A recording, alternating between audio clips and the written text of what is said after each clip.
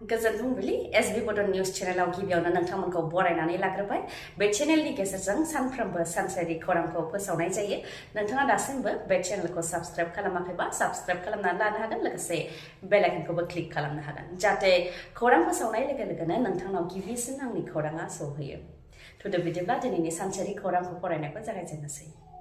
गुबुननि मुङाव आनजाद लिरनानै होनाय बा जायखिजाया आनजाद होनायनिफ्राय सांग्रां जा बाक्सा पुलिसनि कमान्ड' थिसनथाइ आनजादाव फिन खादों साथाम नकल बिजाथि थांनाय बावैसो सान सिगांसो नकल बिजाथि माखासेफोरखौ हमदोंमोन दा फिन आरोबाव बाक्सा पुलिसनि कमान्ड' थिसनथाइ आनजादाव साथाम नकल बिजाथिफोरखौ हमनो हादों फिजिकेल टेस्टआव जिरायदोंमोन साथाम नकल बिजाथिया हमजानायफोरनि मुङा फारियै जितु बर'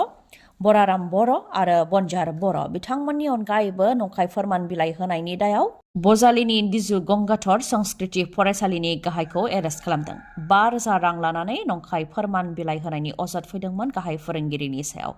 दा बाक्सा बरबरि पुलिसा गासै 7खौ बे दायाव खाबाय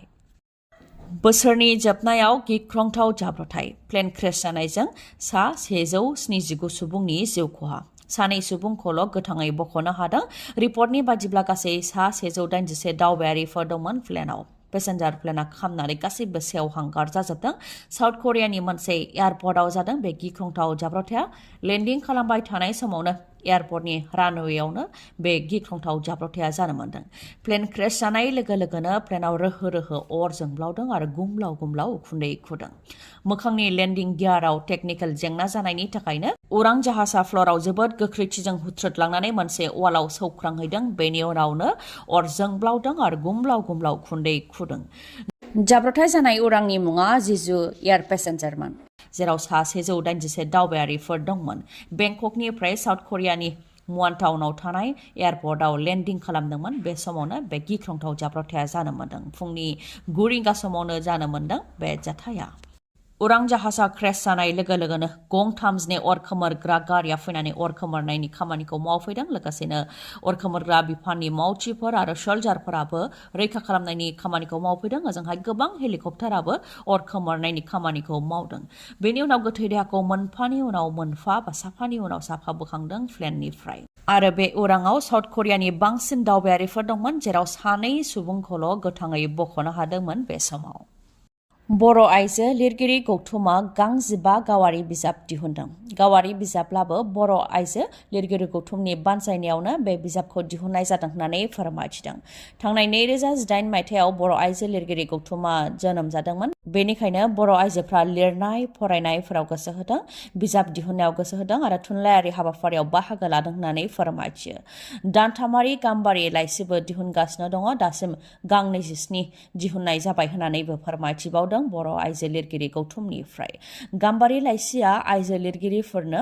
मोनसे जौसां होदों जेराव खन्थाइ सुंद' सल' बेफोरनि अनगायैबो रायथाइ सावरायथाइ गथ' थुनलाइ बायदिबो लिरनानै दिहुननाय जादों गां 15नि मादाव गां 9 खन्थाइ गां 4 रायथाइ आरो सावरायथाइ आरो गां 2 सुंद' सल' होननानै फोरमायथिबावो बिथांमोनहा जायनाखि बिजाबनि मार्केटआ बांद्राय मोजां नङा बेनिखायनो गाव गावनो खरसखौ दिहुननानै बिजाबफोरखौ दिहुनदों होननानैबो फोरमायथियो दानि डिजिटेल मुगायाव बिजाब फरायनायनि हुदाया बाङाय जालांबाय नाथाय बिजाब फरायनायजों एकाडेमिक आरो सिलेबासाव मदद मोननो हायो मानोना बेयाव गोबां सावरायथाइबो दङ होननानै फोरमायथिबावो बिथाङा नाथाय बे बिजाबफोरखौ दा मार्केटआव दिहुनथ'नाय जायाखै क'क्राझारनि बागानसालियाव थानाय लाथ' मावख'निफ्रायनो बेफोर बिजाबखौ मोननो हागोन होननानैबो फोरमायथियो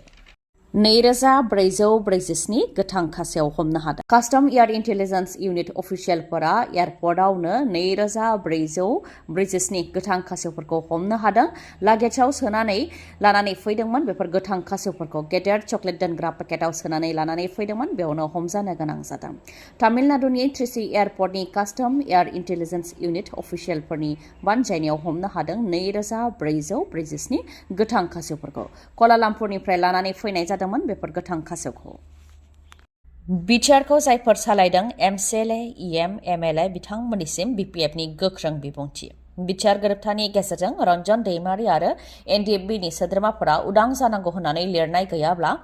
BTSनि जाय राजा जानानै दङ EM, MCLA आरो MLA बिथांमोनहाबो माबा मोनसे आयेननि नोजोराव गोग्लैगोन जानो हागौ। जेब्ला गोहोआ जोबगोन अब्ला जोबथेसालियाव लांनाङा होननानै लिरनाय गैया जेन बेबायदि थासारि जाया बेनि थाखाय बुंथियो BPF दोलोनिफ्राय। मख'नो गोनांदि कालिंदुवार इउथ BPF आरो BSUआ सांग्रांथि मेल खुंदों जेराव लाइमोन BPFनि गोबां दैदेनगिरिफ्रानो बेयाव बाहागो लादों। रन्जन दैमारिजों लोगोसे NDBफोर जाय दासिमबो उदां जानो हायाखै बेखौ लानानै बिबुंथि होदों। बिथांमोना हारिनि थाखाय सिगां हाग्रायाव थानानै नांदोंमोन दा जोबथेसालियाव थानानै जिउनि थाखाय नांगासिनो दं जाय जोबोद दुखुनांथाव होननानै बुंथियो। बेनि अनगायैबो राजखान्थिनि सायावबो सावरायदों आरो सांग्रांथि होनाय जादों होननानै फोरमायथियो BPF दोलोनिफ्राय।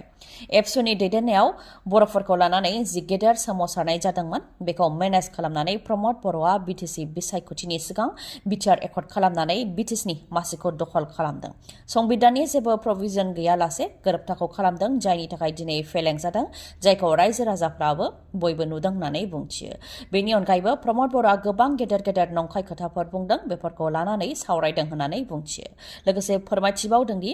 बिटिआरआव जानाङै खामानिफोर जेरै BTC गोरोबथानि गेजेरजों थार्ड आरो फोर्थ ग्रेडनि साख्रि होनो हानायनि जि गोहो दंखायोमोन बेखौ बिथांमोनहा लांदां फोथाराव एंगारदों जायनि थाखाय थार्ड आरो फोर्थ ग्रेडनि साख्रि होनो हायाखै। जौगालु खामानिनि बेलायावबो BTSनि SOPD फान्डनि खामानिफोरखौ लकेलनि सुबुंफोरनो होआखै जायनि थाखाय BTSनि रांखान्थि थासारिया लोरबां जादों। बेफार फालांगियाव खहा जादों होननानैबो बुंथियो BPF दोलोनिफ्राय। बेफोरखौ लानानैनो सांग्रांथि होनाय जादों होननानैबो फोरमायथिबावो। धेमाजि जिल्ला दुलाराय बर' फरायसा आफादा 30थि बोसोरसालिया जथुम्मा खुंदों जेराव बाहागो लादों दिपेन बर' बिथाङा। धेमाजि जिल्लानि सिङाव थानाय फरायसालिफोरखौ सोरखारि खालामनायखौ लानानै खोथा बुंदों दिपेन बर' बिथाङा बुंथिदों दि धेमाजि जिल्लायाव थानाय जेसेबां LP, ME फरायसालिफोर दं बेफोरखौ सोरखारि खालामनायनिफ्राय आसाम सोरखारा माब्लाबाबो खारग'नो हानाय नङा। फरायसालिफोरखौ सोरखारि खालामनो हायैखौ लानानै आसाम सोरखारा बाजेट फान्ड बायदिनि जुक्ति होयो जाय गनायथाव नङा होननानैबो बुंथियो बिथाङा। बेनि अनगायैबो बिटिआर गोरोबथानि 6.3 दफानि गेजेरजों बिटिआरआव थानाय आरो बिटिआरनि बायजोआव थानाय फरायसालिफोरखौ सोरखारि खालामनो थाखायबो गोबां नारसिनगासिनो दं। दुलाराय बर' फरायसा आफाद, बर' थुनलाइ आफाद लोगोसेनो बिटिआर गोरोबथानि सागानगिरिफ्रा गोख्रोङै नारसिनगासिनो दं होननानै फोरमायथियो। लोगोसे बुंथिबावदि धेमाजि जिल्लायाव माखासे जेंनाफोर दं जेरै सासेल' फोरोंगिरि थानाय आरो बर' बिजोंनि फरायसालिफ्राव गुबुन हारिनि फोरोंगिरिफोरखौ जाबसिननानै होनाय बे जेंनाफोर दं होननानै बुंथियो दिपेन बर'आ। हाग्रानि मैदेरनि गाग्लोबनायाव सिलिंखार जादों सनेस्वर बर'नि नखरा। बे गोजां बोथोरनि समाव बबाव थागोन मा खालामगोन बेखौ लानानै हालाय हाफाय जानो गोनां जादों नखरा। हाग्रानिफ्राय फैनाय मैदेरा फारसेनिफ्राय सिलिंखार खालामलांदों न' बांजों लोगोसे थोरसि लथा गासैखौबो सिलिंखार खालामलांदों होननानै दुखु फोरमायथिदों सनेस्वर बर'नि नखरा। आरो नखराव थानाय सोद्रोमाफ्रा खुनु रोखोमै जिउ रैखा मोननो हादों। हरनि समाव हाग्रानि मैदेरा जेब्ला गाग्लोबफैदोंमोन बे समाव न'नि सुबुंफ्रा उन्दुनानैसो दंमोन होननानैबो फोरमायथिदों। लोगोसे बिथांनि न'आव मैदेरा उदखार खालामनायनि अनगायैबो बे गामिनिनो गोबां नखरफोरखौबो सिलिंखार खालामलांदों होननानै फोरमायथिदों। तामुलपुरनि कुमारिखाता दहा आंगारखाता गामियावनो जानो मोन्दों बे दुखुनांथाव जाथाया। खौरांखौ जोबजासे खोनासंनायनि थाखाय गोजोन्थों। नोंथाङा दासिमबो आंनि चेनेलखौ साबस्क्राइब खालामनानै लायाखैबा सानफ्रोमबो सानसेयारि खौरांखौ मोननो थाखाय साबस्क्राइब खालामनानै लानो हागोन। लोगोसे बेल आइकनखौबो क्लिक खालामनो हागोन जाहाथे खौरां फोसावनाय लोगो लोगोनो नोंथांनाव गिबिसिन आंनि खौराङा सौहैयो। गोजोन्थों।